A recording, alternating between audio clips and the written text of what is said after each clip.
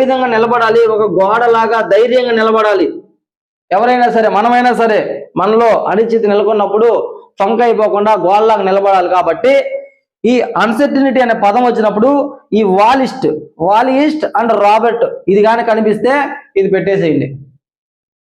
డిఎస్సిలో వచ్చింది అనుకుంటా ఈ బిట్టు, నేను అలా గుర్తుపెట్టుకోబట్టి పెట్టేసాను దాన్ని. మీరు కూడా ఆ విధంగా ఆ డెఫినేషన్ సంబంధించి చూడండి. తక్కువ డెఫినేషన్స్ ఉంటాయి.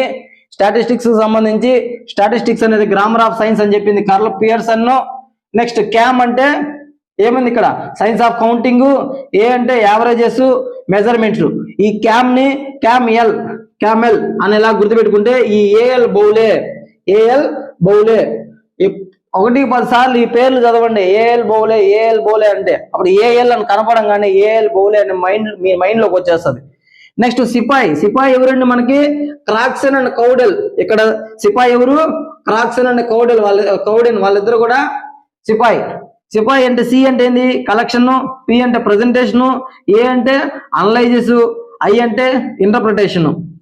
నెక్స్ట్ ఫేస్ ఆఫ్ అన్సర్టినిటీ, అనిశ్చితి నెలకొన్నప్పుడు ఏ విధంగా ఉండాలి, వాల్ లాగా ఉండాలి. కాబట్టి వాలిస్ట్ అండ్ రాబర్ట్ అనేవాడు ఈ నిర్వచనాన్ని ఇవ్వడం జరిగింది.